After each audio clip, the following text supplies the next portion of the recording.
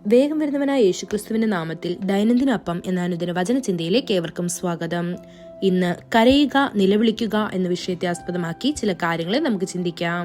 അതിനാധാരമായ ഒരു വാക്യം വായിക്കാം. യെശയ്യാവ് 12 അധ്യായം 6 വാക്യം. സിയോൻ നിവാസികളെ, ഇസ്രായേലിന്റെ പരിശുദ്ധൻ നിങ്ങളുടെ മധ്യേ വലിയവനായിരിക്കയാൽ ഘോഷിച്ചുല്ലസിപ്പീൻ. കർത്താവ് വലിയവനാണ്, അതിനാൽ നിലവിളിക്കുകയും കരയുകയും ചെയ്യുക. നിങ്ങളുടെ കാഹളം മുഴക്കുക, ദൈവത്തിന് സ്തുതി പാടുകയും ചെയ്യുക. കർത്താവ് മഹത്തായതും ശക്തവുമായ കാര്യങ്ങൾ ചെയ്യും. ശലോമോൻ രാജാവ് പറഞ്ഞു, നമ്മുടെ ദൈവം എല്ലാ ദൈവങ്ങളെക്കാളും വലിയവനാണ്. അതുകൊണ്ട് അവന് വേണ്ടി നാം പണിയുന്ന ആലയം വലുതായിരിക്കും. അവൻ ദൈവമായ കർത്താവിന് മഹത്വമുള്ള ഒരാലയം പണിതു. ആലയ സമർപ്പണ വേളയിൽ ആളുകൾ നിലവിളിച്ചു കരഞ്ഞു, കാഹളം മുഴക്കി, ദൈവത്തെ സ്തുതിച്ചു. കർത്താവ് വലിയവൻ, അവന്റെ കാരുണ്യം എന്നേക്കും നിലനിൽക്കുന്നു എന്ന് പറഞ്ഞു. കർത്താവിന്റെ മഹത്വം ആ ആലയത്തിൽ ഇറങ്ങി. ഇന്നും കർത്താവ് നമ്മുടെ ഉള്ളിൽ വലിയ ദൈവമായി വസിക്കുന്നു. കർത്താവായ യേശു നിങ്ങളെ ചുറ്റിപ്പറ്റിയുള്ള എല്ലാ പ്രശ്നങ്ങളെക്കാളും വലിയവനാണ്. നിങ്ങളുടെ രോഗത്തിൽ നിങ്ങൾ വിശ്വസിക്കുന്ന എല്ലാ ഡോക്ടർമാരെക്കാട്ടിലും അവൻ വലിയവനാണ്. നിങ്ങൾക്കെതിരെ എഴുന്നേൽക്കുന്ന എല്ലാ ദുഷ്ടന്മാരെക്കാട്ടിലും നിങ്ങൾക്ക് വേണ്ടി പോരാടുന്ന നമ്മുടെ ദൈവം വലിയവനാണ്.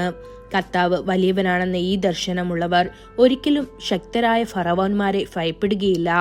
ഭയങ്കരമായ ചെങ്കടലിലൂടെ കടന്നു പോവുകയും ചെയ്യും. യോർദാൻ നദി, ചെങ്കടൽ പിരിഞ്ഞു പോകും. എരിഹോ മതിലുകൾ തകർന്നു വീഴും. നിങ്ങൾ ചെയ്യേണ്ടത് കർത്താവിന്റെ സന്നിധിയിൽ സന്തോഷിക്കുകയും നിലവിളിക്കുകയും കരയുകയും ചെയ്യുക എന്നതാണ്. ഗാംഭീര്യമുള്ള ആർപ്പുവിളികൾ കാരാഗ്രഹത്തിന്റെ അടിസ്ഥാനങ്ങളെ കുലുക്കും, എല്ലാ ബന്ധനങ്ങളിൽ നിന്നും വിടുവിക്കും. അത്തരം ഗാംഭീര്യമുള്ള നിലവിളി നിങ്ങളെ തടവിലാക്കിയവർക്ക് പോലും പാപമോചനവും രക്ഷയും നൽകും. കർത്താവ് അരുളി ചെയ്യുന്നു, കരഞ്ഞു നിലവിളിക്കുക. എന്താണ് അതിനർത്ഥം? കർത്താവിനെ ആരാധിക്കുകയും എല്ലാ ധൈര്യത്തോടെയും അവനോട് ഉറക്കെ പാടുകയും ചെയ്യുക. ഒരു ഭീരുവായി ജീവിക്കേണ്ടതില്ല. തലകുനിച്ച് നടക്കുകയും വേണ്ട. കുട്ടികൾ പിതാവിന്റെ സന്നിധിയിൽ സന്തോഷിക്കുന്നത് പോലെ അവനെ ആരാധിക്കുകയും ദൈവസന്നിധിയിൽ സന്തോഷിക്കുകയും ചെയ്യുക. യെശയ്യാവിന് കർത്താവിനെ കുറിച്ച് മഹത്തായ ഒരു ദർശനമുണ്ടായിരുന്നു. സിംഹാസനത്തിൽ ഇരിക്കുന്ന കർത്താവിനെ കണ്ടപ്പോൾ അവന്റെ ഹൃദയം സന്തോഷിച്ചു.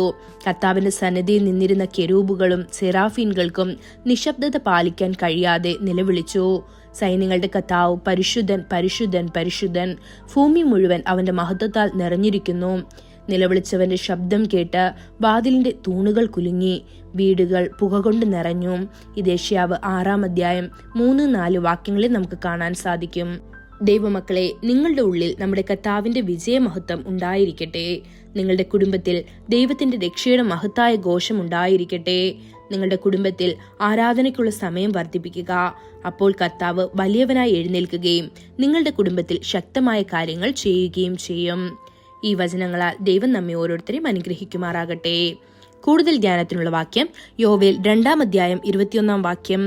ദേശമേ ഭയപ്പെടേണ്ട, ഘോഷിച്ചുല്ലസിച്ച് സന്തോഷിക്ക, യഹോവ വൻകാര്യങ്ങളെ ചെയ്തിരിക്കുന്നു. ഇന്നത്തെ ബൈബിൾ വായന രാവിലെ നഹൂം 1, 2, 3 അധ്യായങ്ങൾ, വൈകുന്നേരം വെളിപ്പാട് 14 അധ്യായം. ആമേൻ.